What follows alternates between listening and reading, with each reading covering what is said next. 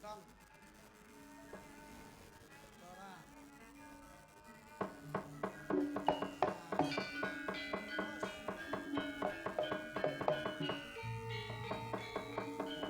Jajeng. Sik to. Iki apa to ya? Toprak rene, Pak. Iki ketoprak lakone kan kudu enek menu mangan. Lho derek jenengan lho, Bos. Lah kok iso terus langsung gitu kok ketoprak. Lah jare kan ngetes jinan iku. Kok ya mek Kowe sutradara. Boten jenengan lho, Bos. Loh. Kowe nyekel proto kan sutradara. Kowe nyekel tok. Lah iya tak cekel nek pengen. Iki ora sopan kok. Kowe iki paling ora. Lah masa diseneni terus lho, tak tau. Kyai sepuh mbok uncali ngene iki ya ora duwe attitude to iki.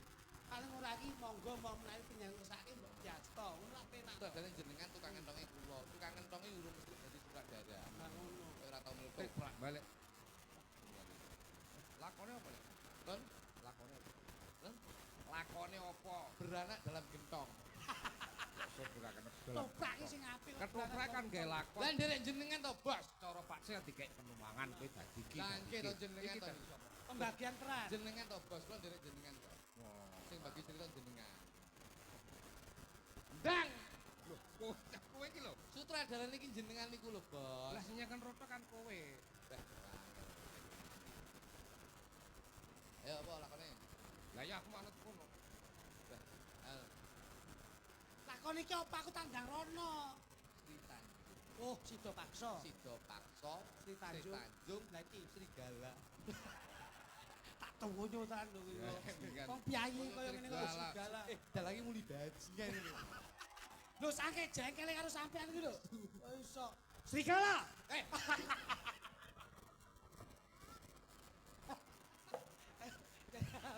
Ayo kono-kono, malih ketularan aku. Bener nggih.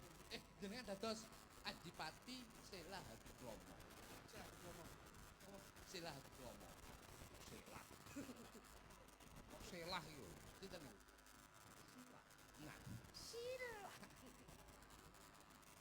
Jenengan kalih bojone Gonjak bojone Sido Paksa. Oh, ngono. Critane ngoten. Iya, iya. Yen Gonjak Tanjung kene. Burung. Tak kendongane sik, Sun. Maksudnya ya, sik iki adegane kondi ngono lho. Tak kendong isik terus jenengan gonjak. Lah, iki tak kei penuhan sik. Kene. Anu to. Dadi nang ngene. Iki gadine rong jam Di Tanjung. Jauh katanya. acuh lan cilik suara. Sinuwun. Ngene lek radio ming ora ngerti to. Ngomong ngono. Itu tuh Sareh apa Mas loro? sareh saya musik tok 1.500. Kuwi lak jidih. Iki critane Adipati bojomu kae. Nggih. Sama nek Karangku Sinuwun. Nah, nek didangu iki Sinuwun. Oh, Sinuwun. Sinuwun. Para suarane Sinuwun suarane kurang sithik. Wonten dawuh, Bu. Ngono ya. Wonten dawuh sinuwun. Ngono lho. Eh, Oh, tuh. kowe wis iso nyuwara ketoprak karo kowe pinter kowe aja keparai. Ayo langsung. Sakniki. Langsung ngengesan. Kaya anakmu mbok seneni. Duduk guyu. Wong direndane iki ya kok nesu lho kowe iki. Sing guyu ki ben sing nanggap taman kok tak gawe guyu. Lho, aku yang guyu lemu ingi lho. Aku juga sih yo guyu. Iki guyu dimpet lho. Kalau gonjak Tanjung. jenengan sik kose. Awakmu ngudur rasa. Kang Mas itu paksa. Suyanten ngenteni Kang Mas itu paksa Kowe wis teko tengah-tengah iki gak awal lho, awalane lho. anu taki. Sutradane jenengan apa kula? Ya awakmu. Lah iya. Lah iya. Arek galak bengi iki. Bocah iki nek kakan mindo ngene iki. Yo, lek ngono kuwi dadi Kene ngudur rasa dugine jenengan. Bocah iki nek bar tindakan Oh, mesti iya, karo iya. ngene iki. Angel gitu. Dalan tegang soalnya. Ngudur rasa. kowe dugi. Lho, dugi aku mau Jenengan. Ayo. Ngudur rasa sik, Cuk. Tanjung. Durung teko. Gondrong ya angel lho gondrong. Ngudur rasa sik. Niki ngudur rasa lagi jenengan kula manut kencongan kula. Iya. Sok ora tau main-main. Enggak gendeng ora? Enggak gendeng. Iringane sing apik metune sampean ki statue. Statue.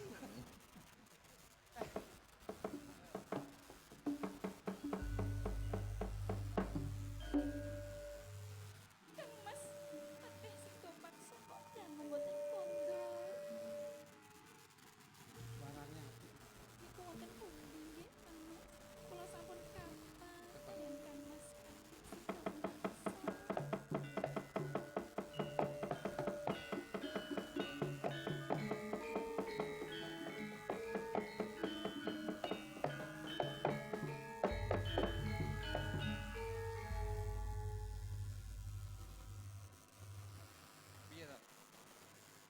kuwi. Oh. Ngomong apa? Ngomong. Ngomong sesuk tanggapan ning ndi ngono. Ora penak. Wis langsung kan ngene lho rasa dingke. Bape diomongne apa lho, Bro? Yo Kowe iki mesti gampange musik. Kowe dhek iki laku nek tuku ning kafemu kopi kok kon duwiti sakmono kae sae kon isone terus. lho kuwi tak tokne karo utange sampean sing kenane kae kok. Kita sama tuh wis langsung ya. Langsung. Tanjung. Nah, ngono. Wah, lho rasa ngadeg asam urate kumat lho, Kak. Pendadak aku. Tenek kesel ae lho dadak. Asam urate yo sodok nemen lho. Ora samurat. Tanjung. Jawa katimbalan. Ngerti kowe? Kados pundi sinuwun? Sida peksa tak kongkon golek Mas Telung Plengkung Gumala Telung Gelu. Iki lho, iki peran tenan. Menyang pucuking Gunung Semeru. Nggo tumbal negara Sukodana, jalaran Sukodana ketaman pegeblok Mayangkara. Kawula esuk lara sore temekaning pati, sore lara esuk temekaning pati. Kaya mangkono sabanjure Tanjung. Inggih sinuwun, lajeng kados pundi? Tanjung. Apa kowe sing tresna karo Sida Peksa? Inggih, kula tresna kalian Kang Mas Pateng Sida Paksa. Lahir batin tresnamu. Inggih leres sinuwun. Tanjung. Tuh, terus e piye? Terus e piye? Bojomu tekane pati, kowe gelem tak gelem tak mek itu tak boyong. Wah, kotone kok ora pati kurung Kan lah. sampean mek iso iki kok opok. Iya. Bojomu tekane pati. Gelem tak gelem kita boyong ning kabupaten tak duduk. Terus kula pripun mengke Om? Awakmu rumah. Lha. Nyapa mbok kon rumah barang iki lho. Ora gelem mboten. Ya. Kowe ngerti? Lah kan nesu to, kan nesu karepe. Maksudnya kan nyeritakne Sida Peksa wis mati to. Ngono lho maksude. Makasih. Tanjung. Jawa katimbalan. Parto kang dak tampa jarene Guna Santa. Guna Santa iku sentana saka negara Sukodana. Pondo Marangan. Inggih. Nalika Sida Peksa ora dirine ora. Ngene kok ndak enek musike to? Aja sih. Gamelan ngono. Manut aku kok. Manut aku. Nalika Sida Peksa kongkon marang pucuking Gunung Semeru jebul ing papan kono wingit banget. Cak. Ngerti kowe? Lajeng kados pundi sinuwun? Awingit ki papan gawat kliwat-kliwat wingit kepati-pati satu mara satu mati. Inggih. Bebasan satu mara satu mati. Akeh wujude jin setan priprayang ilolo banaspati klek-klek balung tangga jerangkong ginjong warudoyong Lajeng wekasan Sida Peksa nalika semana. garwa kula sinuwun. Abot rasane bantah tak andharke marang kowe. Biyen biyen iki penjaga rumahanku iki. Ndang kentongono iki suwi kok iso. Nah, Tanjung. Jawa Gini caketan marang. kula wonten mriku. Gini. Kula wonten mriki mawon. Kowe nyapa kok dadak ngene-ngene. Ora gelem ditane mah. Lah yo ngrebute ning kene lho. Nah, ngene. Kula mriku. Ya. Saniki Om. Kak. Jawa katimbalan sinuwun. Tanjung. Inggih. Kowe tresna karo Sida Peksa kuwi kok tresnane apane? Cepat. Kula tresna kalian Kang Mas Pateng. Sida Pangkate mung patih. tak tonton meski. Ngerti kowe? Sapa? Iya, Mas. Durasi Ngene iki durasi cepat. Oh. Tanjung, Inggih Jawa. kowe tak kandhani. Kados Lugune aku nantuke tresna marang kowe. Apa kowe ora tanggap liring ning trakku? Aku gandrung kapirang marang kowe wae. Iki dina Sida Peksa mati ana Gunung Semeru. Kowe dadi bojoku. boten sinuwun. Kula boten purun kalian sinuwun. Silakan digrembong. Kula tresna kalian Kang Mas Pateng Sida Paksa. Kang Mas Pateng Sida Paksa. Boten sedo sinuwun. Tanjung. Aku sing tanggung jawab karo uripku wong ae. Patine Sida Peksa padak loreke. Patine Sida Peksa aku bakal ala krama karo kowe. Kula boten purun sinuwun. Lho. Kula boten percaya. Yen tak para saguh. Kowe ora nuruti karepku, apa kelaku tak perkosa kowe? Kula boten purun. Tanjung. Boten sinuwun.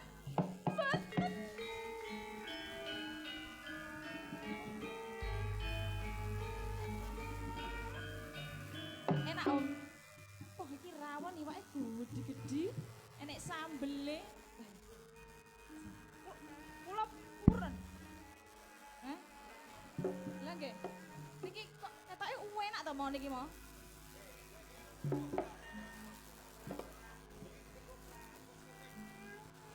Tujuanmu piye? Kowe kok menakut tadi silat dikropo. Lah sing omongane sowe mripate tinggal mangan dulu. Ya piye kamu iso? Santak, santak. Sampeyan gak kepedono lho. Sembrono lho sing.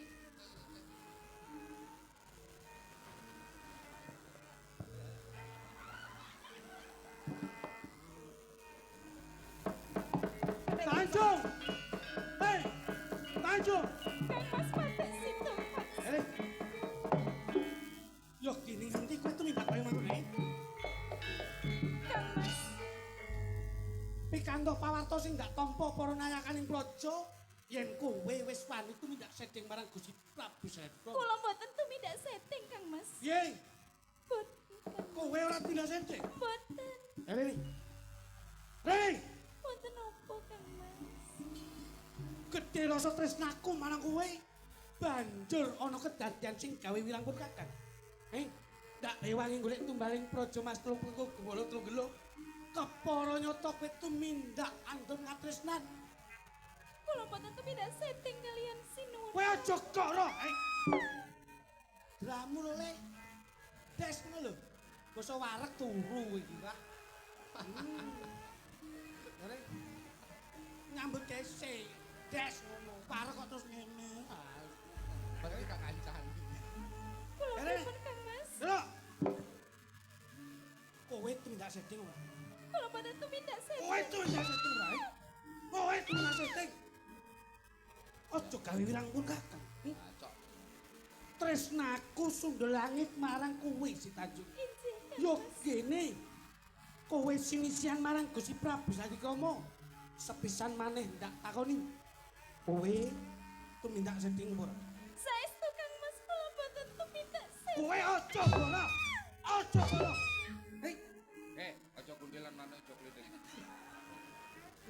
jare lho. Garik. Jare kok manuk. Gua gak kira. Ayo, bendelono manukku. Kula iki kathah, Mas, aja dijarang ya. Kandha, Kados pundi Kang Mas? yen menawa kowe gelem kandha bloko, pun Kakang bakal paring pangapura marang kowe, Jeng Sitanjung. Kang Mas. Kepiye, Sitanjung? Panjenengan kok boten persados kalian garwanipun Kang Mas. Kula boten tumindak setting kalian Sinuwun Prabu Silati. Ora ana liya sing cumandha ana ing Taman Kaputren. Ya mung kowe karo Byungban. Banjur Byungban ana ing papan jenenge. Piyungban wonten wingking Kang Mas. Byungban! Byungban! Bos, rangkep Byungban, Bos. Rangkep beban ngono lho. Wah, iki jan.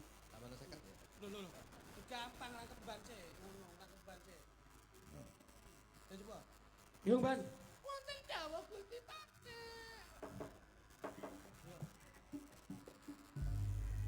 Piyong, aku ora tumindak setting ta. Ing papan giliran ana liya kejaba kowe lan bendaramu. Menika leres Gusti Pakde. Boten wonten priye kang dipun tresnani kejawi panjenengan. Pramila saking menika dapun dawuh maneka warna. Sakit rasing panah kula. Nanging kedadian kaya Putri mangkene. menika tresna sangat dumandang panjenengan. Kowe aja goro. Jangan Gusti Adipati Gusti Putri menika mboten purun. Yen Nanging menapa jam menika dak siya. Sakit rasing manah kula. Kowe- Kula menika dados seksi ing dalam kepatian. siji ndak kan Pramila saking menika sampun tak panggohan. aja Gusti nganti Putri menika tresna sangat dumandang panjenengan. yen menawa Pramila saking menika ya sampun jingan. Omongmu keran kok iso. Perman rawon ngene iki. Ayo. Sitanjung. Kowe kondo. Kang Mas. Menawi panjenengan boten sepecados kalian kula. Piye? Panjenengan percaya kula mawon. Beluh, kowe malah njaluk tak pateni. Keris kowe. Lambok kowe gendul. Wah, iki ora swara koplak iki. Keciliken, ora mati kowe kok. Sing gedhi, Mek keritok kuwi ngono. sing gedhi, sing gedhi. Mek keritok. Nggih. Wah, Tapi rumangsamu apa bal kurban ngono kok. Kapejano kula Kang Mas kagem perkul menika. Si Tanjung, Insi, kowe kandha yen njaluk ndak pateni. insi. Apa prasetyamu kowe? Menawi lutira kula agondo arum. Kula boten tumindak setting Kang Mas. Ananging menawi lutira kula agondo amis. Inggih kula tumindak setting Kang Mas. Si Tanjung, Dawa Kang Mas. sak kaping kandamu beci pun kakang wis bakal mangerteni. Kowe kandha yen lu diramang gondarum. Ateges kowe ora tumindak setting. Ae Insi Kang. yen nganti kowe kanggo ndamis ateges kowe tumindak setting. Si Tanjung, Dawa Kang Mas. ndang aos sautor. Ayumu ayu nanging Insi. amis gandamu. Tinimbang kowe nyepet-nyepeti mripat ana ing papan kene. Pas padakno si Tanjung luwih becik kowe suwikir. Pas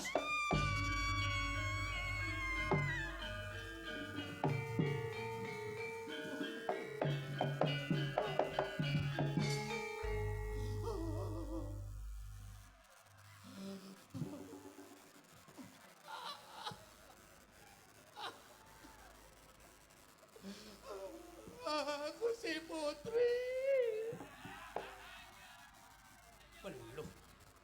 Yo kene mbok tangisi Nika bener kula.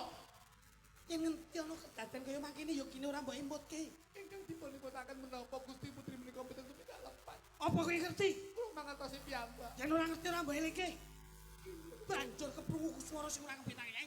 Kowe mateges ngubi-ngubi iki Bendara Putri. Yo.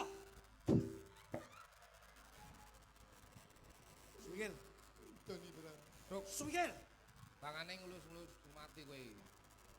Mati lus-lusen. Diajeng si Tanjung. Ya. Kowe kandha yen diramu anggon darum ateges kowe ora tindak setting diajeng. Bakal tak buktekke sak kabeh kandamu menawa kowe kanggo darum diramu ateges kowe ora tindak setting. Kek engko kedanan kowe. Nyapu kok dadi anu tenaga dalam. Onyeh ya. Iki wis menjiwai apik-apik melu wae. Kok tenan angel-angel Pemainnya gampang nesu. Lajeng bakal tak buktekke yen gandane lu diramu amis suku.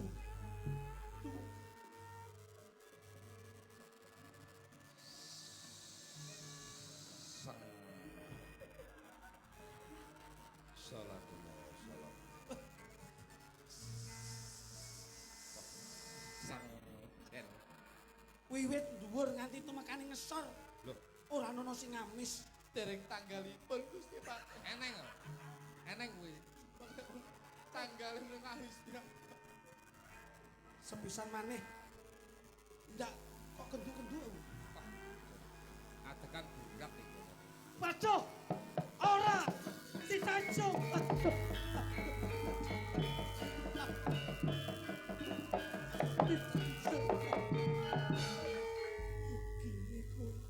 Gini kok. Muter-muter. Yo kene kowe mati jadi Tanjung. Kudune aku sing lupa kedadian iki. Jebul tiramu angkonto harum. Aduh, ora si Tanjung. Kados pundi kahananipun Gusti Putri Gusti Panten. Yo kene katok anggonku ati kowe. Si Tanjung, Gusti Putri kahananipun kados pundi. garwaku wis tumekani pati. Saiki durukne bebarengan nyuwun. pengadilan oleh Kanjeng Sinuwun sampun Siladikromo. sampun matur dhumateng panjenengan menawi Gusti Putri menika boten tumindak lepat nengking napa tetep penyang perjaya. Nanging kedadan ki wis kladuk Yurban. Utang duit sahur duit utang bondo sahur bondo sarane penyang sampun perjaya betul ingkang ketua tresnani saged betul saged mati saking tangan kula. Loh, ais.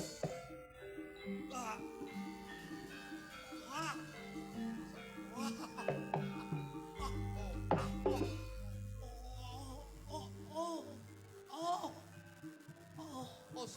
Oslo.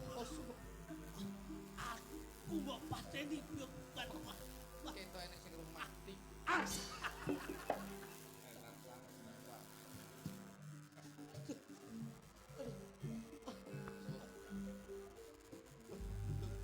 Oh, Gendut. Sik gendut. Sik. Tak gedikin dase. sampun purna. Dereng. Wah, leker radaran. Bendera kekalipun menika sampun tumekaning pati. Menawi panjenengan mboten gonjak, bendera putri kula mboten wonten kedatan ingkang katos mekaten. Iki gara-gara panjenengan. Terus pripun iki pateni mboten iki? Pateni mboten? Setuju kabeh gitu. Mulai pateni ngurusne sapa? Niki sing damel sakit mati sakit tangan kula.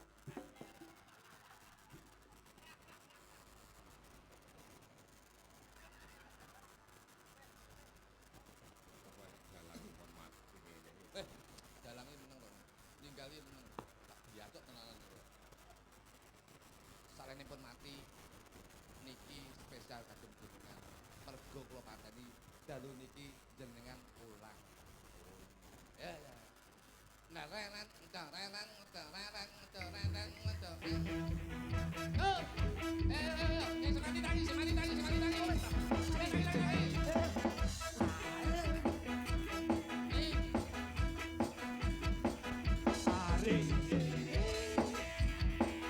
Hari aku tunggu. Mama. Satu tahun usia bahagia selalu yang diberi bukan tanda cincin, bukan seikat bunga atau puisi, sudah jauh hati.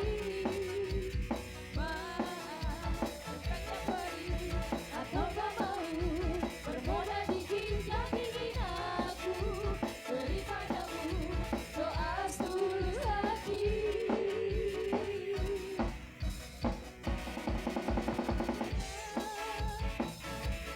Melindungi kamu serta tercapai semua anak dan cita-citamu.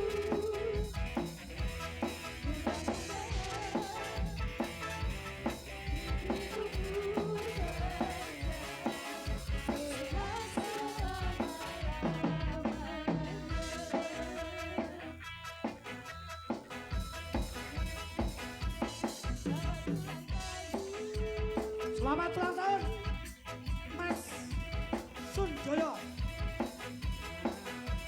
Mugi-mugi panjenengan semua awet ngomong sedaya para anak-anakipun. Awet ngomong sedaya anggotanipun. Princelan daya saking Gusti insyaallah maringi panjenengan Mas Dodro. Selamat Kami ucapkan selamat panjang umur berkembang doakan. Selamat sejahtera, sehat sentosa. Selamat panjang umur dan bahagia.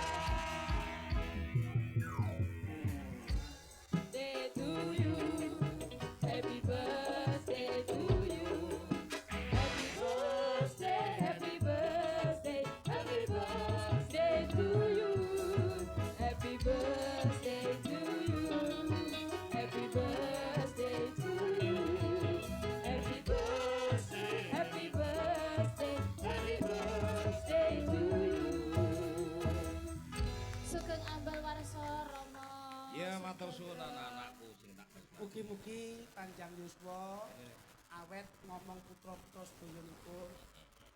Terima kasih. Sama-sama.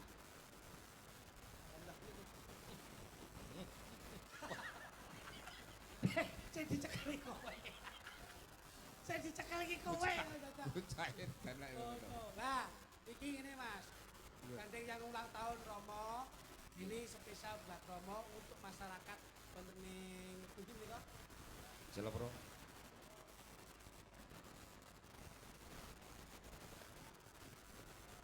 Amin, amin. Spesial ulang tahun awas, awas. Ulang tahun Romo. Oke. Ulang tahun ya Pak. Wis pokoknya panjang umur masun. Matur suwun ya jejere kula iki dadi anak didik jenengan. Alhamdulillah dan wae ilmu. Kula saged nangge ngatos sakit. Alah.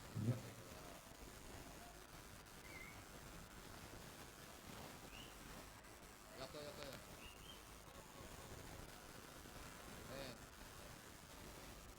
Wes. Kone, goro-goro, nek, goro-goro. Ulang wes, tak, Wah, amin. Wes. Pun, sing nompo, gendang ngacok, pati kurauan, jadi. Mas, Nembang ya. lantur nggih. Sehat selalu, panjang umur, juga sehat, dan bisa ngomong, supaya para prabowo, tanuki para ibu anakku. Aku malah nembi. Betul. Kula ini ngene, kula tak cerita mumpung ngeten jenengan. Jadi jenengan iki jalan sakral. Dagelan kabeh sing saiki payu ki biyen iku sing miwiti jenengan, sing didik jenengan. Kula kecil iso payu nih kan ning mriki kan jenengan jak iki. Sinden saiki sing kondang-kondang ya mayoritas jenengan ya sing ngejak. Dadi jenengan iku insyaallah angsal berkah saking Gusti Allah wis duwe ilmu sing bisa nggo nyambut gawe nggo nglakapi keluargane kita itu. Amin. Siap ya Masun? Yes. Siap ya. Lek ngambung gawe mic. Ngambungnya dadak bawa mic gitu loh, Cok. Ketun aku tadi. Napa Mas, seneng gak? Ampun wujud iki. Gak lagune napa Mas? Ya diaturke no. Nggih. Duet menapa piyambak? Derek panjenengan. Kowe ra oke, Mas, rokok niki wau. Nggih. Dari penggemar jenengan Mbak Fitri Aika. Amin. Penggemar dan kata. Sing biar iki pun Yang dari Hongkong. Ya. Oh, dari iya. Hongkong. Dari Dan Hongkong. dari Taiwan, dari Singapura niki pun dibetul langsung teng griya. Kok Malaysia dikirim rene lho. Wes nggih. Apa Mas? Anu pipi. Ya, Dinda, Nggih. Ika, Nanda. Ya. Ya, Dok. ya. Yuk, sikat. Kidung manggala. Lagune Indonesia. napa Mas? Aja ninggal. Aku trimo luwung